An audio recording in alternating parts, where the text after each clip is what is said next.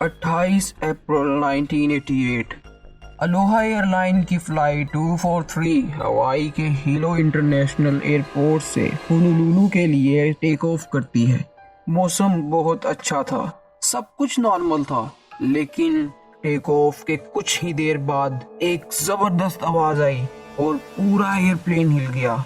Airplane के first class cabin की 18 feet तक की छत उड़ चुकी थी, जैसे किसी ने जहाज को फाड़ दिया हो। मुसाफिर और एयरप्लेन का स्टाफ सबके होश उड़ चुके थे। क्या तेज हवा से सब उड़ जाएंगे? क्या जहाज क्रैश करेगा और इसके 2 टुकड़े हो जाएंगे, या फिर इमरजेंसी लैंडिंग से सब बच जाएंगे? जानने के लिए वीडियो के एंड तक बने रहिए।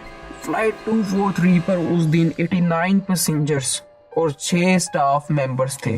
कैप्टन रॉबर्ट और फर्स्ट क्लास ऑफिसर मेडलिन को बोइंग 737 को उड़ाने का 10,000 घंटों का एक्सपीरियंस था। प्लेन का लाइफ टाइम पूरा होने में भी अभी 10 साल बाकी थे। उस दिन ये एयरप्लेन ऑलरेडी 3 फ्लाइट्स ले जा चुका था और इस दौरान कोई भी ऐसी बात नोटिस नहीं की गई थी जिससे एक्सीडेंट का खतरा होता।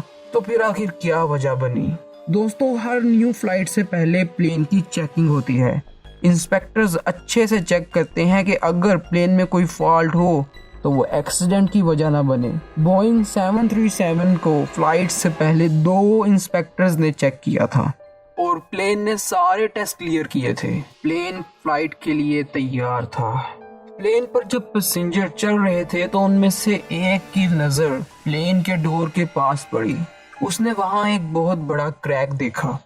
उस पैसेंजर को लगा कि स्टाफ को इसके बारे में पता होगा और वो इग्नोर करके अंदर चली गई और किसी से भी इसका जिक्र नहीं किया। प्लेन टेक ऑफ कर गया और ऊंचाइयों को छूने लगा। 24,000 फुट की हाइट पर पहुंचकर पायलट्स ने प्लेन को लेवल करना स्टार्ट कर दिया और फिर एकदम से बहुत जोरदार बूम की आवाज आई। जब पायलट ने पीछे देखा तो प्लेन की छत उड़ चुकी थी, जैसे किसी ने उसे फाड़ दिया हो, और कॉकपिट का एंट्री डोर भी छत के साथ उड़ चुका था। फर्स्ट क्लास में मौजूद पैसेंजर्स अपनी सीट बेल्ट्स की वजह से लटके हुए थे और सब बहुत डरे हुए थे कि कहीं नीले आसमान में गायब ना हो जाएं। 300 मील पर आवर की हवा ने प्लेन की छत को चीर फाड़ दिया था। दोस्तों, प्लेन के कैबिन में एक खास सिस्टम मौजूद होता है जो प्लेन के अंदर प्रेशर और टेम्परेचर को कंट्रोल करता है, क्योंकि ज्यादा हाइट पर जाने से ऑक्सीजन की कमी हो जाती है और हवा भी ठंडी हो जाती है। लेकिन जब धमाका हुआ था तो ये सिस्टम काम करना छोड़ चुका था। प्रेशर बहुत ज्यादा हो गया था और ऑक्सीजन की कमी होने लगी थी। पैसेंजर्स तो अपनी सीट बेल्ट्स की वजह से लटके हुए थे।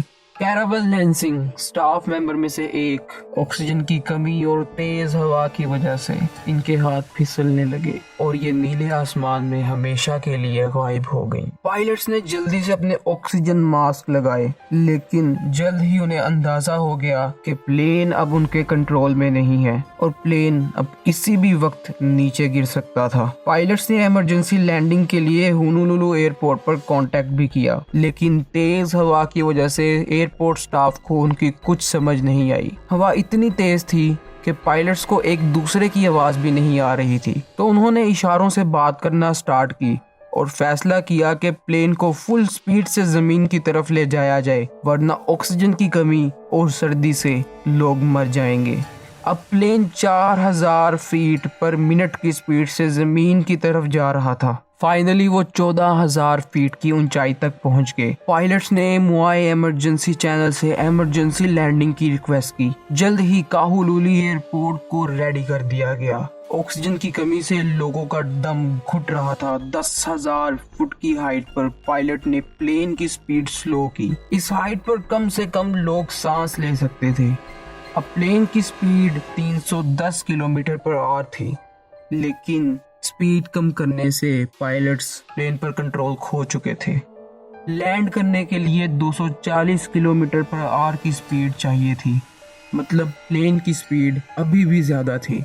पायलट्स के पास अब 2 ही रास्ते थे, या तो स्पीड कम करते और प्लेन पर कंट्रोल खो देते, या फिर प्लेन पर कंट्रोल रखने के लिए स्पीड से क्रैश कर जाते। पायलट्स ने लैंड करने के लिए लैंडिंग गियर डाउन किए, लेकिन फ्रंट लैंडिंग गियर की लाइट रेड थी मतलब फ्रंट लैंडिंग गियर डाउन था या नहीं, इसका कोई आइडिया नहीं था। कैप्टन ने ऑर्डर दिया कि प्लेन को जल्दी लैंड करो। अब अगर लैंडिंग गियर डाउन ना हुआ तो सब मर सकते थे, लेकिन उनके पास अब और कोई चॉइस नहीं थी। प्लेन जमीन के बहुत करीब था और फाइनली लैंडिंग सक्सेसफुल रही। मतलब लैंडिंग गियर सही काम कर रहे थे।